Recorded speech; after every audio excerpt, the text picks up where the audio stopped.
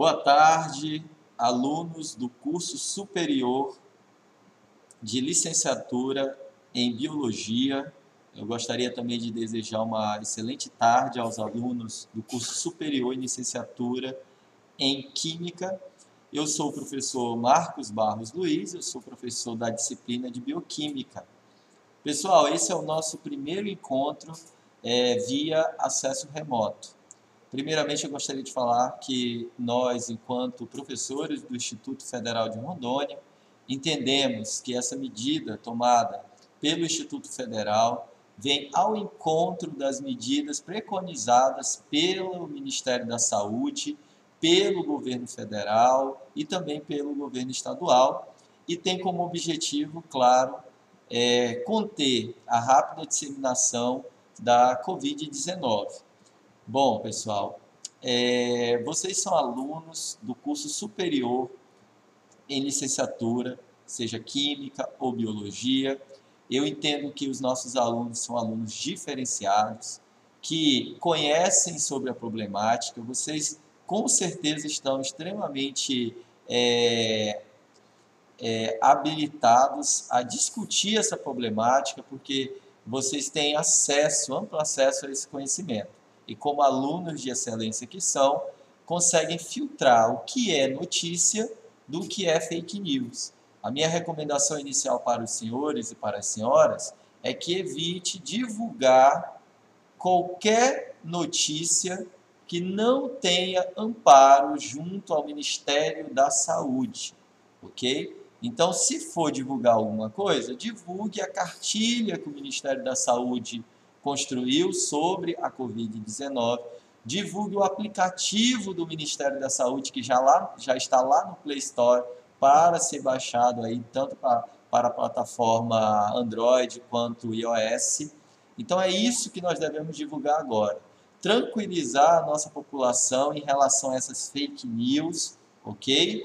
E popularizar, não é, as medidas preventivas. Cada um de nós devemos buscar essas medidas preventivas lá no site do Ministério da Saúde, lá no aplicativo do Ministério da Saúde e popularizar isso dentro das nossas comunidades, ok? Então é isso que eu conto com os senhores e com as senhoras, não é? Para que a gente possa disseminar informações corretas a respeito deste tema, certo? Uma outra recomendação para aqueles que estão suspensos, né, do trabalho, fiquem em casa. Aqueles que não estão trabalhando também fiquem em casa. Não é hora de fazer visita, ok? Não é hora de ir para a praça, ir lá para a Praia do Acácio, não é hora. A hora agora é de nós ficarmos em casa, porque essa é a recomendação da Organização Mundial de Saúde, do Ministério da Saúde, da Secretaria de Estado da Saúde e da Secretaria Municipal de Saúde, ok? E nós devemos cumprir, então, essas recomendações, certo? Bom, pessoal, nós já estamos estudando há aproximadamente um mês ou um pouquinho mais sobre a bioquímica, nós já entendemos o que é essa disciplina. Se nós pudéssemos conceituar de forma rápida, a bioquímica ela é a disciplina que estuda a vida em termos químicos, né? Então ela tenta explicar como a vida se arranja em termos químicos. Nós vimos já algumas macromoléculas, né? Vocês estão lembrados aí das proteínas que nós estudamos, que são formadas por aminoácidos. Nós também vimos a respeito dos ácidos nucleicos, DNA, RNA, que são formados por nucleotídeos, que vão dar origem a esses ácidos nucleicos, ok? Vimos também na nossa última aula presencial, na semana passada, sobre os carboidratos, ok? Que são extremamente importantes, reservas energéticas para quase todos os organismos vivos, certo? Vimos as suas complexidades e agora na aula de hoje nós iremos estudar sobre os lipídios, que também é uma das macromoléculas. Então, olha só, nós estudaremos lipídios nessa aula, na aula de hoje, e estudaremos vitaminas na próxima aula, ok? E aí nós fechamos, então, as principais macromoléculas. proteínas, ácidos nucleicos, carboidratos, lipídios e vitamina, certo? Então a gente consegue fechar as principais macromoléculas e a partir daí nós iremos discutir como essas moléculas interagem no metabolismo, certo? Principalmente o metabolismo energético. Bom, lipídios. O que seria então os lipídios? Essa aula aqui é a aula de número 6 e está lá na sua apostila. Ó. Estou com a apostila aqui também em mãos, tá bom? Então, todas essas aulas estão contidas na apostila que foi entregue aos senhores no primeiro dia de aula. Então, o que são esses lipídios? São uma classe, veja bem, ó, uma classe de compostos bastante variada, caracterizados por serem insolúveis em água e solúveis em solvente orgânicos não polares. O que seriam esses solventes? Éter, álcool, clorofórmio. Então, veja, a primeira coisa que nós temos a respeito dos lipídios é que é uma classe de composto bastante variada, bem diferente de quando nós vimos lá as outras macromoléculas. Lembram que as outras macromoléculas elas têm um esqueleto, uma estrutura comum. Não é? Os aminoácidos são estruturas comuns que vão formar as proteínas. Os nucleotídeos apresentam uma estrutura química comum que vai formar os diferentes genes, né? Seja RNA ou DNA. Nós vimos os carboidratos, que têm estruturas comuns também. Agora, quando nós vamos estudar lipídios, nós nos deparamos com isso, que é uma classe de compostos variados. Então, não vai ter uma estrutura comum para os lipídios. Claro que nós falaremos de uma estrutura principal, mas vocês vão ver no decorrer desta aula que existem diferentes estruturas de lipídios, ok? Então, isso é importante nós deixarmos claro desde já, certo? Então, nós temos que eles são moléculas hidrofílicas, apresentam uma porção hidrofílica que interage com a água e uma porção hidrofóbica, certo? Então, nós temos a parte apolar e a parte polar. A polar interage com a água e a apolar, hidrofóbica, não interage com a água. Então, são moléculas anfipáticas, né? Que conseguem tanto interagir com água quanto interagir com óleo por regiões da molécula. Bom, quando eles apresentam estrutura sólida, nós chamamos de gordura, e quando apresentam estrutura líquida, nós chamamos de óleos. Aí nós temos aqui exemplos, por exemplo, da soja, nós temos o óleo de soja, uma gordura, um óleo, né? Porque está na forma líquida. Aquela banhazinha gostosa em cima da picanha seria, então, gordura, né? Porque é um lipídio na forma sólida. A cera, que forma lá a casa das abelhas, né? A cera é um tipo de lipídio que forma gordura. A nossa própria margarina. O óleo vegetal forma, então, óleos, ok?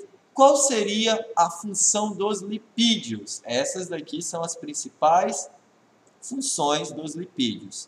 Primeira função, armazenamento de energia.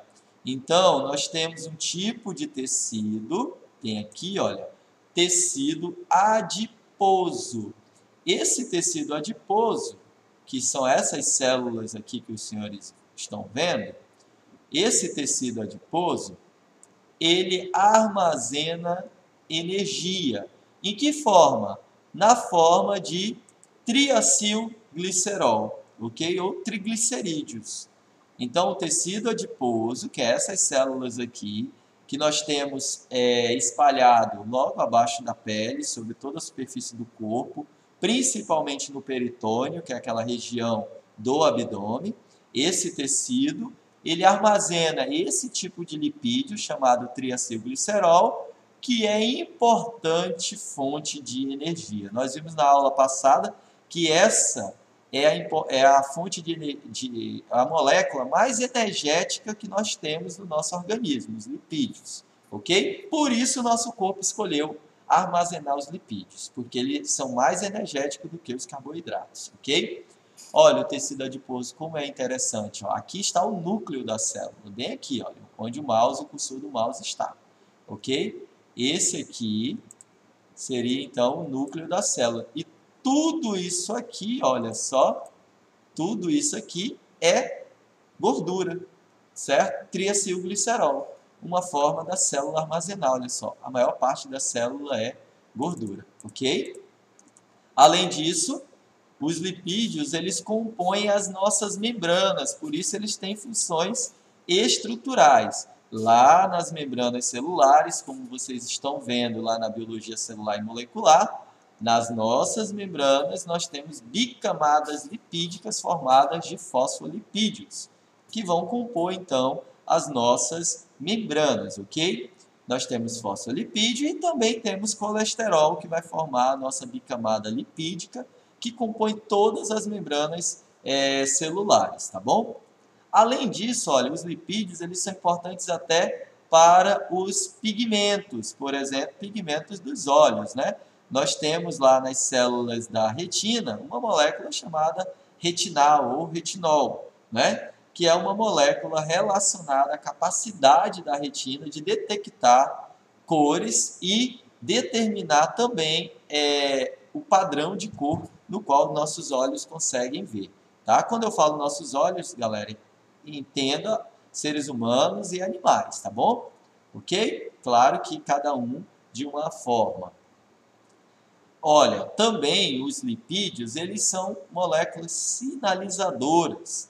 Então, existem hormônios que são lipídios, por exemplo, as prostaciclinas, né, que são hormônios mediadores da inflamação, ok?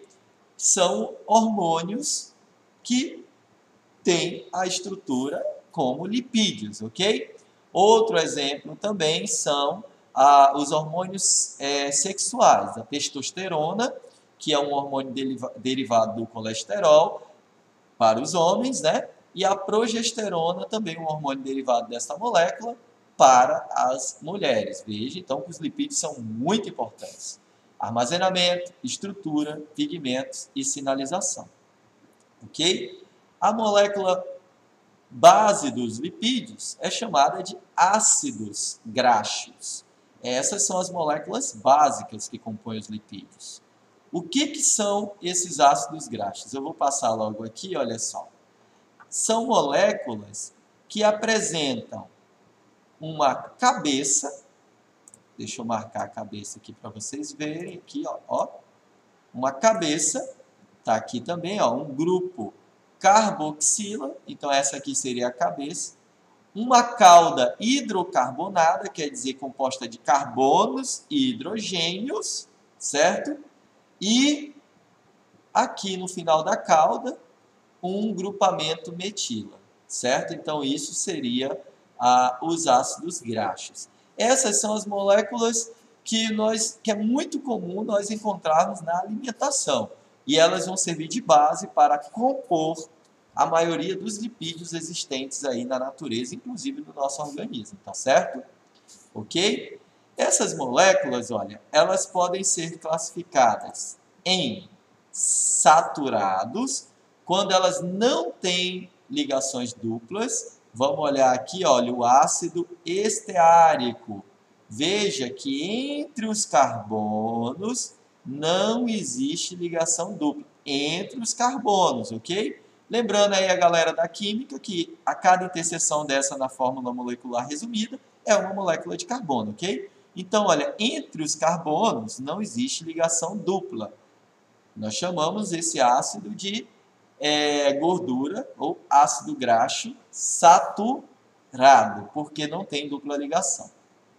Agora aqui embaixo, olha, nós já temos o ácido graxo chamado oleico, que apresenta uma dupla ligação, olha só, ok? Essa dupla ligação aqui, certo? Então, nós chamamos esses ácidos graxos com pelo menos uma ligação dupla de insaturados, ok? Então, quando tem dupla ligação, eles são insaturados. Quando não tem, são saturados. Existem outros ácidos graxos que têm várias ligações duplas. Olha esse aqui, ó, alfa-linoleico. Apresenta, olha, 3 ligações, 3 insaturações, ok? Professor, para que eu preciso saber em relação aos ácidos graxos se eles são saturados ou insaturados? Porque isso vai determinar o comportamento da molécula e a sua característica física. Isto é, vai determinar se esse ácido graxo ele vai ser um óleo, vai estar na fase líquida, ou uma gordura, isto é, ele vai estar na fase sólida. Por exemplo, olha só, quando a molécula ela é pobre em ligações duplas ou não tem ligações duplas, olha o ponto de fusão dela, olha aqui, ó, o ponto de fusão dessa molécula, 70 graus Celsius. O que quer dizer? Quer dizer que o ácido esteárico, na temperatura ambiente, ele está sólido. Ele só vai passar do estado sólido para o estado líquido, o ponto de fusão, a 70 graus Celsius.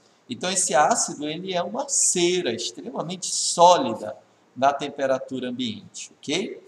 Olha agora o que acontece com o ácido graxo do tipo oleico. Olha só, ele tem uma única insaturação e olha só o ponto de fusão dele, já diminuiu. Quer dizer que esse ácido ele vai estar na forma líquida quando ele estiver a 11 graus para cima, ok? Se a nossa temperatura chega aí próximo de 32, 37 graus, quer dizer que na nossa temperatura ambiente, esse ácido graxo está na forma líquida, porque ele passou do ponto de fusão. Se eu coloco ele na geladeira, ele vai formar o quê? Uma gordura sólida. Se eu tiro da geladeira, por exemplo, ele vai estar no estado líquido, ok? Óleos poliinsaturados, como são? Ponto de fusão deles, menos 5 graus Celsius. Por quê? Porque ele tem 2 insaturações. Quer dizer que esse ácido graxo aqui, galera, olha, ele na temperatura ambiente ele está líquido. Se eu colocar na parte de baixo da geladeira, ele também vai continuar líquido, ok? Ele só vai congelar, isto é, ele só vai se solidificar se eu colocar realmente lá dentro do congelador, que aí o congelador da geladeira pode chegar até menos 18 graus, dependendo da geladeira, ok? Então, esse seria um ácido graxo extremamente líquido. E o alfa-linoleico, olha só, menos 11 graus, porque ele tem 3 insaturações, olha, menos 11 graus. Isso daqui, dependendo da geladeira, até no congelador ele se mantém na forma de óleo, tá bom? Por que é importante saber isso? Qual desses ácidos graxos seriam mais saudáveis? Olha, considerando que esses ácidos graxos irão cair na corrente sanguínea, quando você se alimenta dele, ele será emulsificado lá no trato gastrointestinal e será carregado dentro da corrente sanguínea via proteínas específicas carreadoras. Qual desses ácidos graxos seriam saudáveis e qual não seria? Quanto mais insaturações tiver, isto é, quanto mais dupla ligação, menor vai ser o ponto de fusão e mais saudável será esse ácido graxo, porque ele vai se encontrar na forma líquida, ok? Com certeza vocês já jogaram aí óleo dentro da pia, o cano da pia, e aí esse óleo começou a acumular lá. Quando você foi desentupir a pia, o que você vê lá? Você vê ácidos graxos sólidos dentro da pia. Agora imagina isso dentro da corrente sanguínea, não é? Então, quanto mais insaturado for o ácido graxo, ó, aqui ó, joinha, melhor é para a alimentação, tá bom? Como é que eu poderia nominar esses ácidos graxos na química? Primeiro eu conto o número de carbonos, olha, a partir da cabeça, ok? 1, 2, 3, 4, 5, 6, 7, 8, 9, 10, 11, 12, 13, 14, 15, 16, 17, 18. Aí eu coloco aqui, ó, 18, 2 pontos, e eu coloco o número de insaturações. Como esse não tem nenhuma insaturação, é 18, 2 pontos, 0, ok?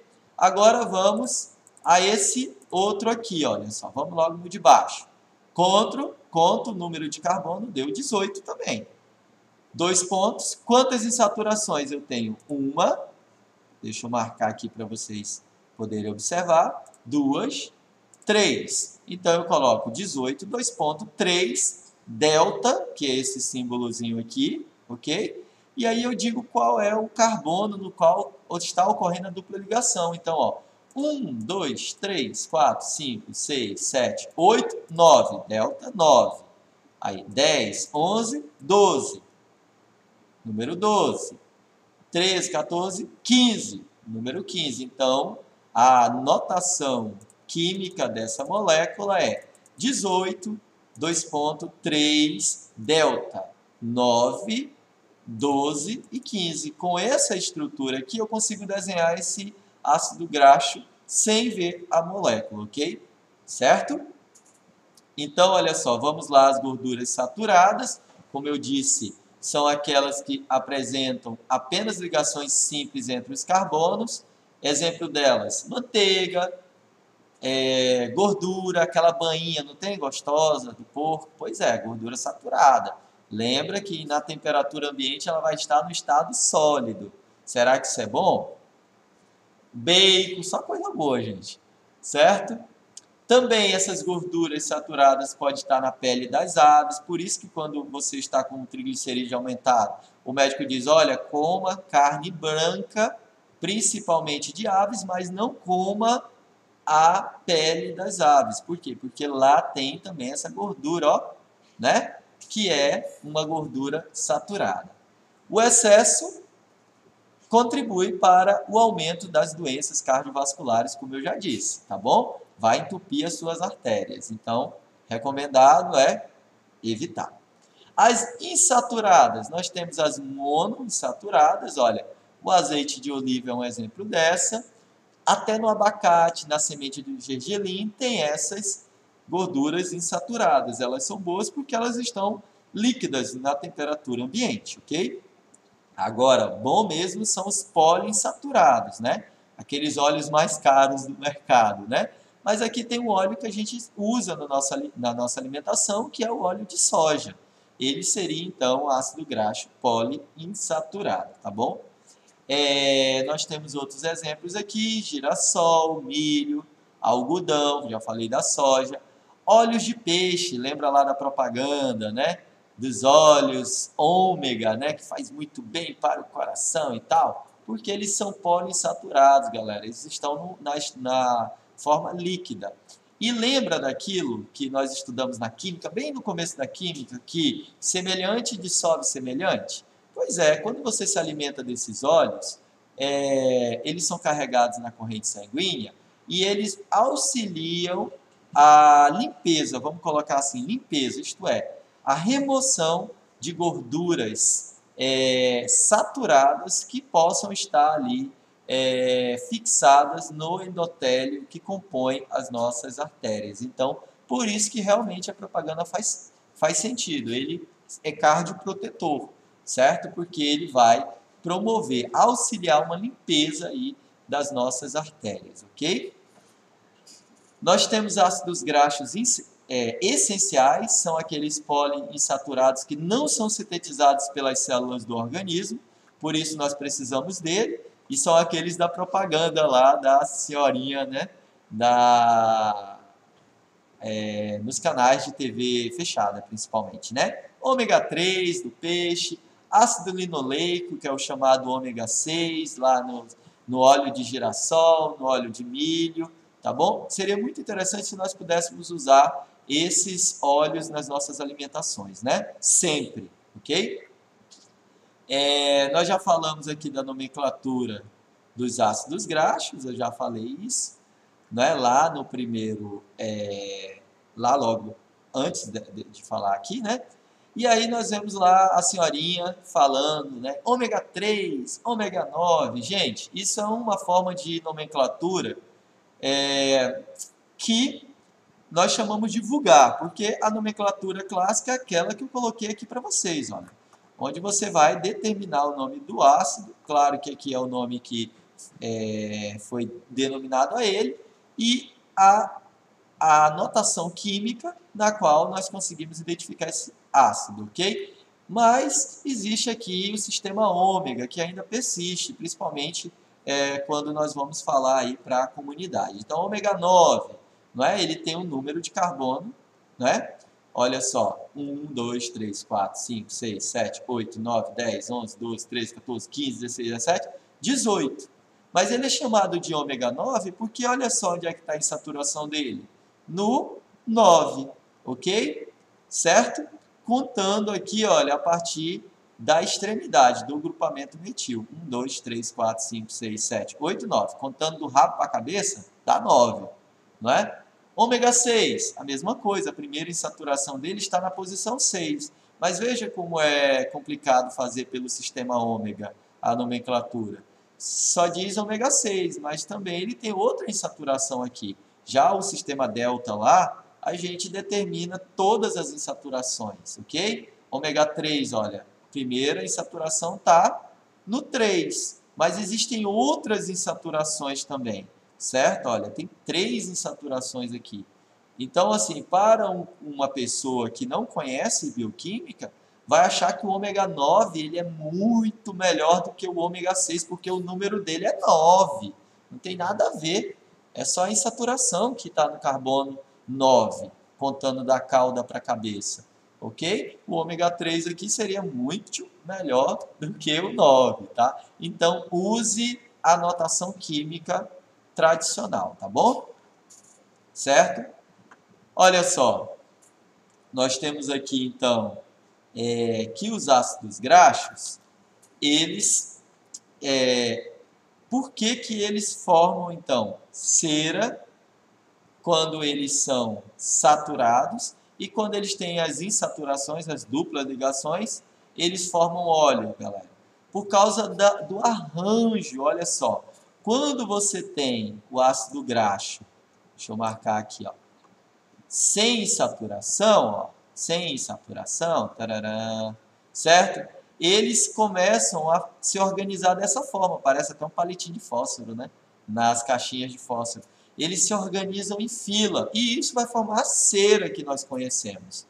Quando ele tem insaturações, olha o que acontece, ocorre um dobramento da molécula. E olha o que acontece aqui, ó. Ocorre, então, um desarranjo dessa organização. As moléculas elas não ficam em fila, elas começam a ficar desarranjadas, que é o estado líquido dessas moléculas, ok? Então é interessante isso. Por que as gorduras insaturadas estão no estado líquido? Porque a molécula, olha, do ácido graxo está dobrada.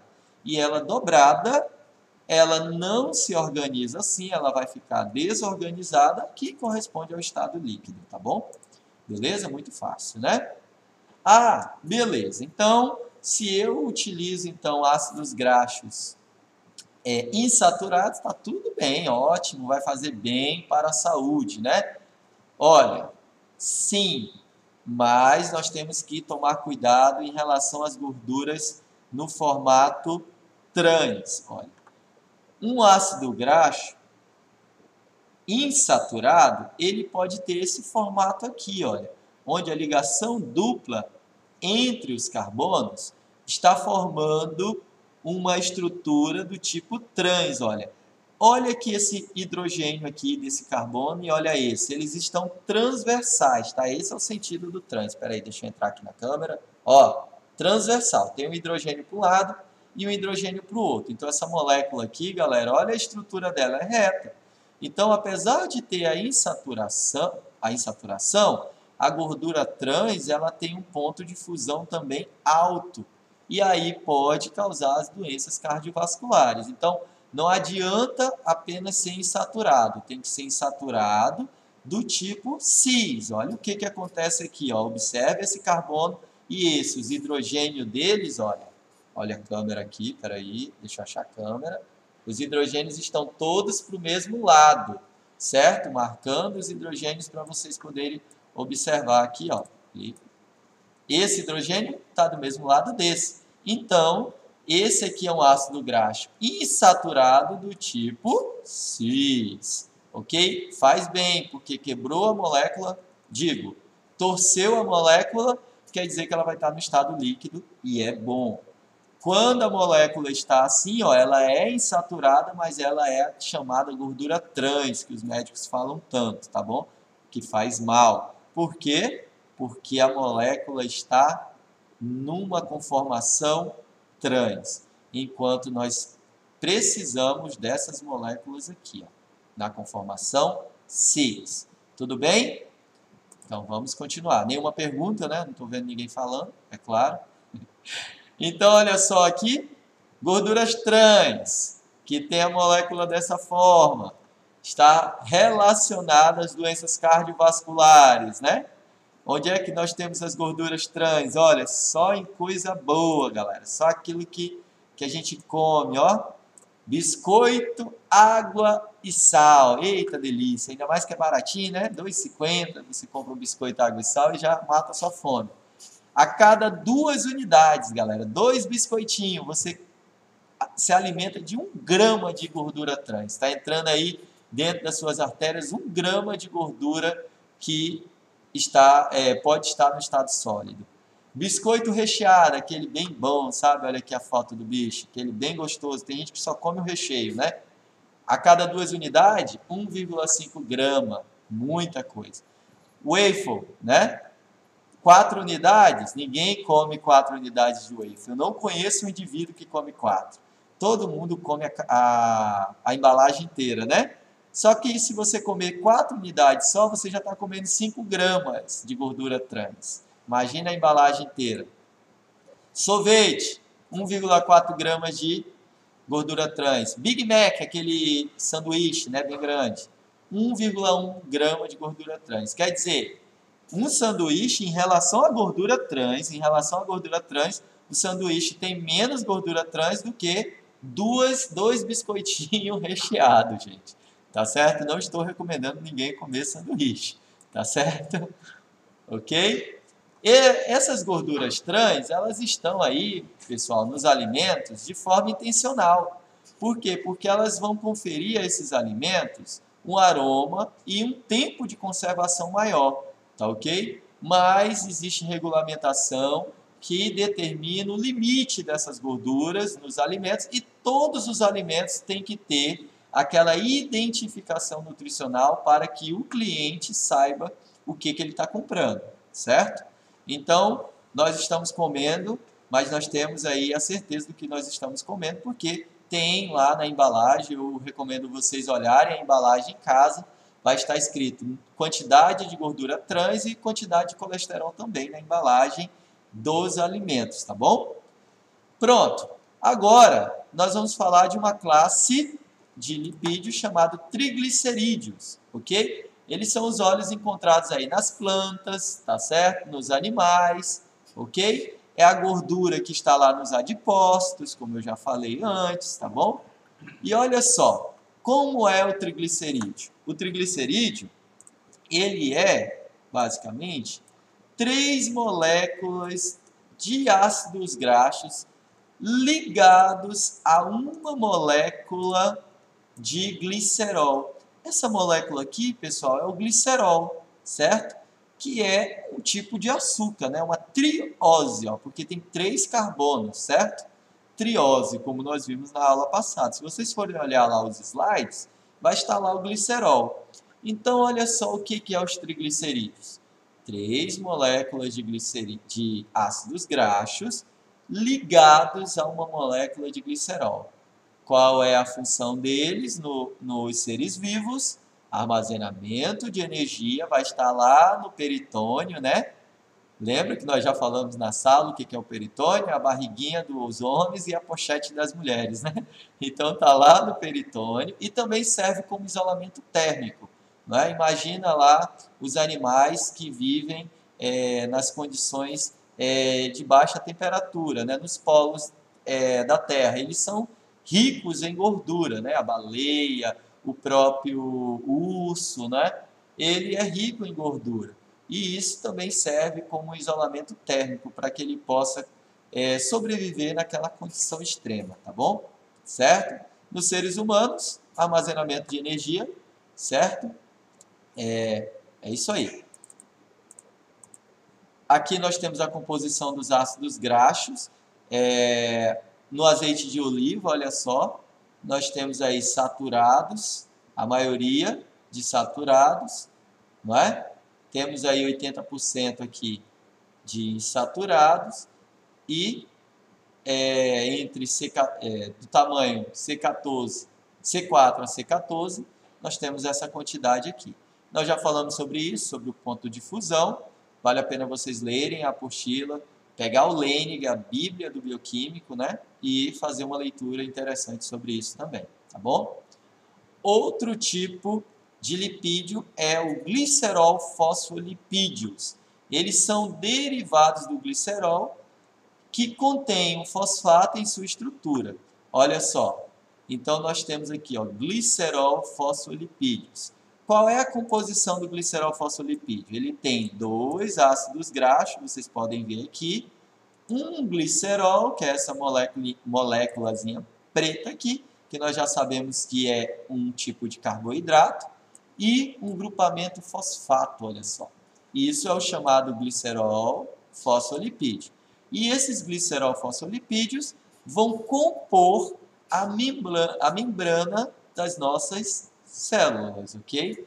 Então, a bicamada lipoproteica lá das nossas células, né? Lembrando que sempre quando eu digo nossas células, nós estamos falando dos seres vivos, né?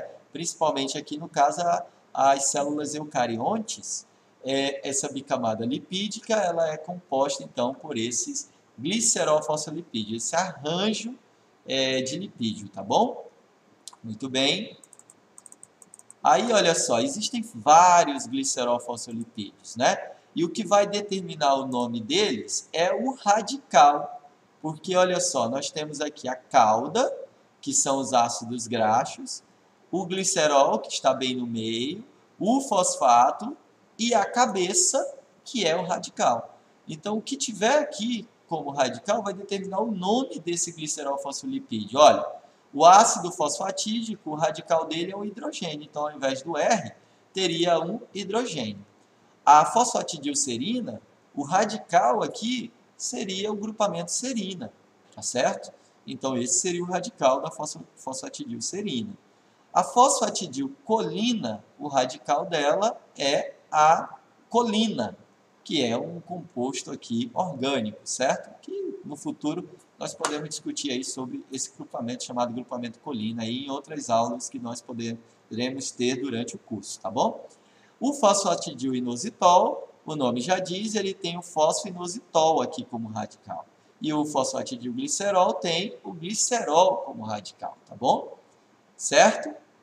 Então, temos aí esses tipos de glicerofosfolipídio.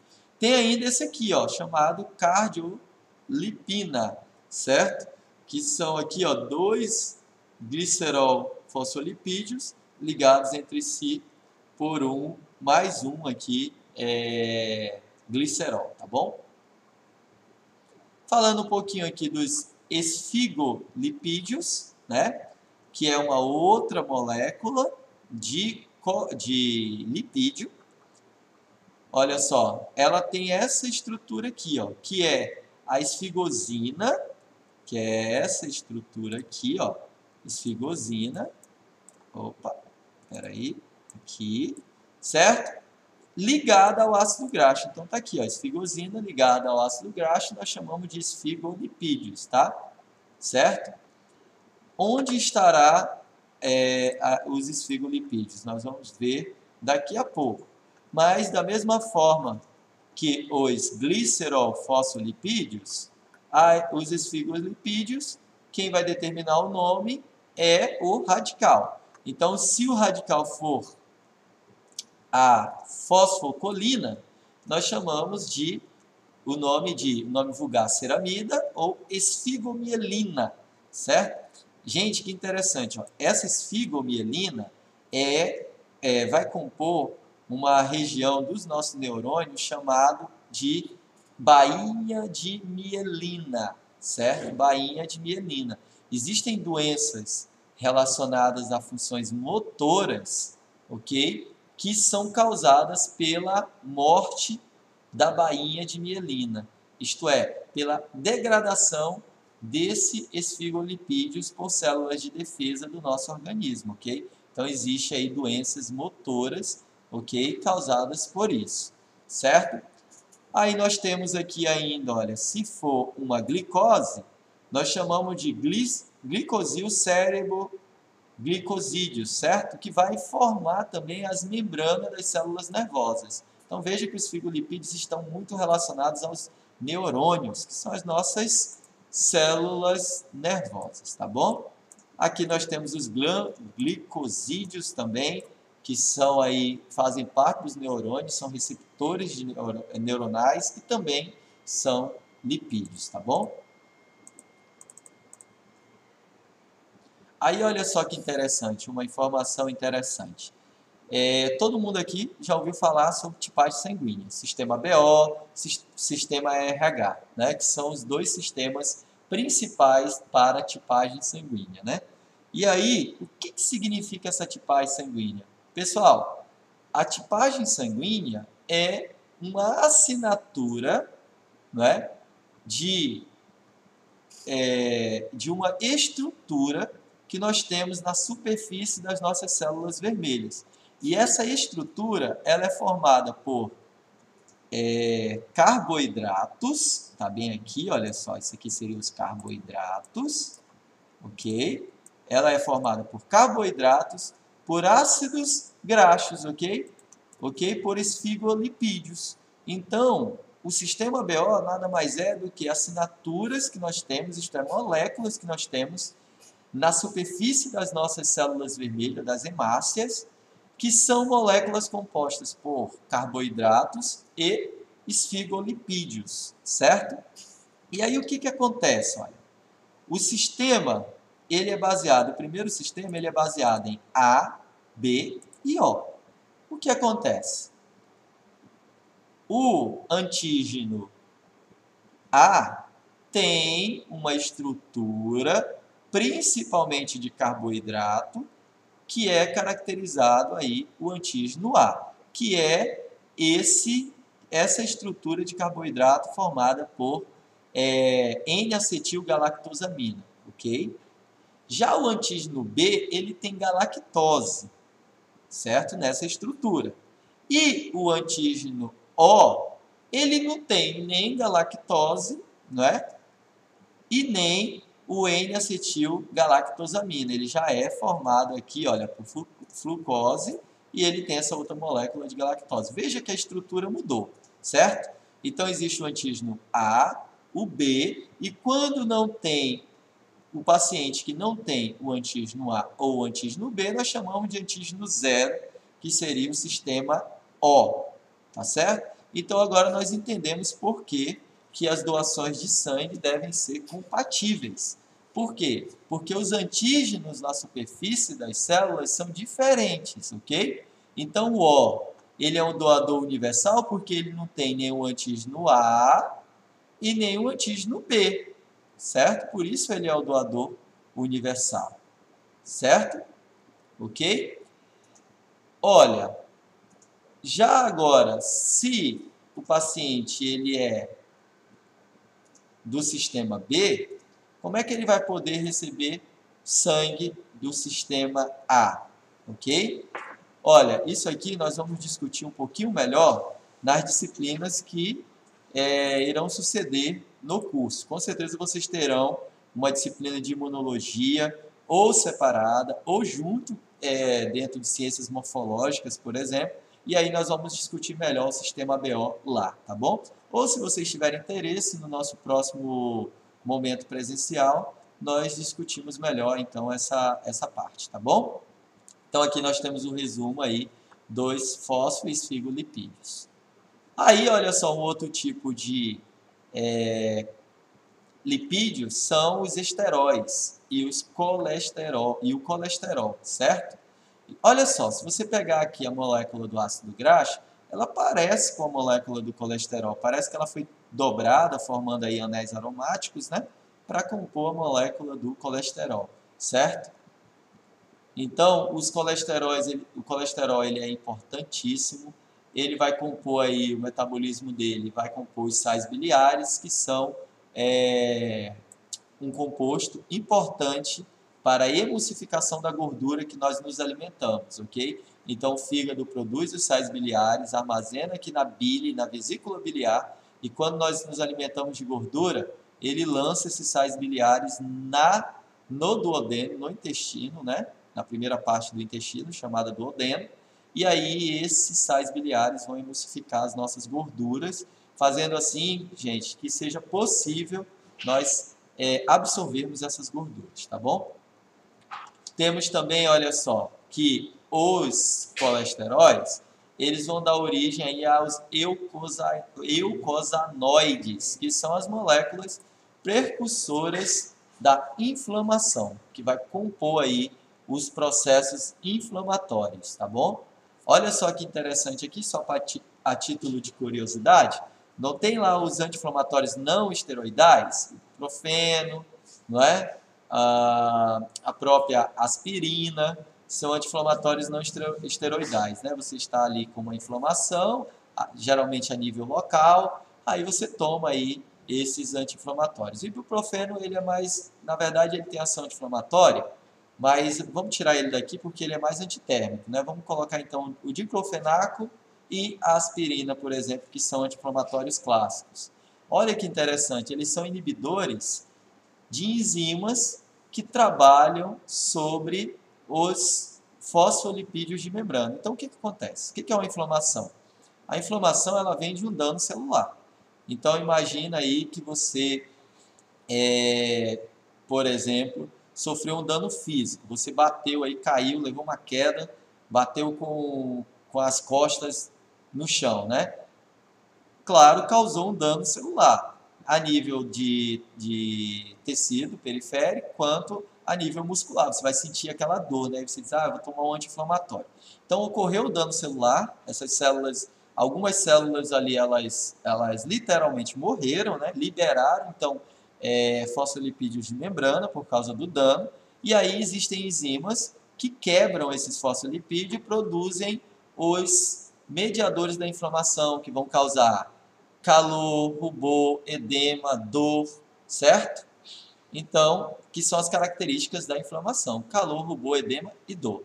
E, se não tratada, perda de função, certo? O que o anti-inflamatório faz? Inibe essas enzimas, tá bom?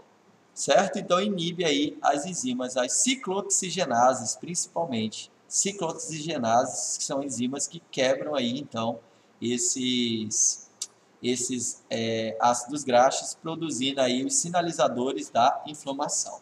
E aí a inflamação reduz dentro do tempo de ação do anti-inflamatório. Legal, né? Olha, também os colesteróis, como eu disse lá no começo da aula, são os precursores aí da testosterona, um hormônio aí dos homens, que está muito associado à virilidade, à calvície também, né? É o hormônio masculino aí produzido pelos testículos, por isso testosterona, né? E o estradiol, que seria aí o hormônio feminino, né? Ele está relacionado aí ao ciclo menstrual das mulheres, né? E ele é produzido tanto pelo ovário quanto pela placenta. Olha, interessante o nome, né? Estradiol. As mulheres que fazem o uso de anticoncepcionais, seja via oral, intradérmica ou intramuscular, sabe que a molécula lá, o nome do medicamento, tem esse ol no final, né? Por quê? Porque a molécula que você está tomando lá é um hormônio, né? Que ele vai dizer para o seu organismo, vai simular o seu organismo que ele não precisa mais ovular, né? Então, vai reduzir a ovulação, ok? Então, existem hormônios, né, análogos ao estradiol, né, que vai simular o organismo da mulher que ele não precisa liberar os óvulos, né? Ok? Então vai mexer no processo de maturação desses óvulos, né?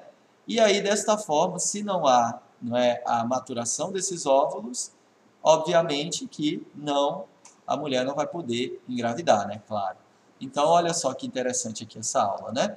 E aí, temos aqui os anti-inflamatórios esteroidais, prednisona e prednisolona. Professor, por que que incha quando eu estou tomando um anti-inflamatório esteroidal? Não é? Porque são moléculas que elas são metabolizadas, não é? Por uma glândula que nós temos lá em cima dos nossos rins, não é? Que é a glândula suprarrenal. E isso faz com que ocorra uma retenção maior de líquidos, ok? A pessoa não engorda por estar tomando anti-inflamatórios esteroidais, os esteroides aí para tratamento. Não engorda, na verdade ela retém líquido. A partir do momento que é suprimido a farmacoterapia dela, ela volta a ter o peso comum, porque ele age sobre a retenção de líquido, tá bom?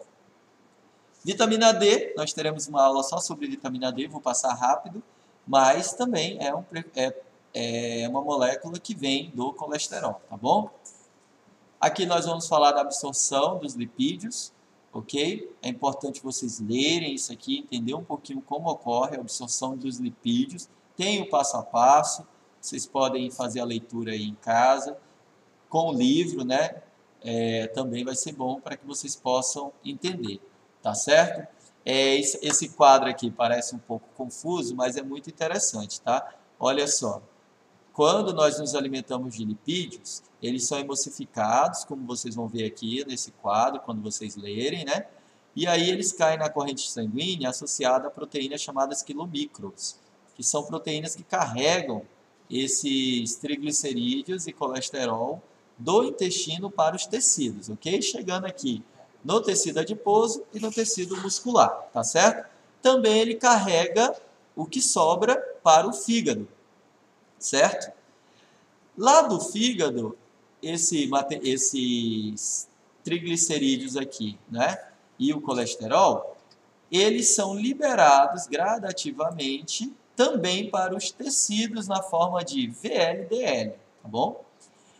Agora, imagina o seguinte, quando você precisa dessa energia, por exemplo, quando você está se alimentando menos de carboidrato e gastando muita energia numa atividade física, você precisa tirar esses triglicerídeos lá do tecido. Tá vendo que eles foram aqui para o tecido adiposo, para a gordura, né? Lá para a nossa banha, né? Então, quando nós precisamos dele, eles saem desses tecidos com uma proteína chamada HDL, certo? E eles saem daqui, ok? E vão lá para o fígado, certo?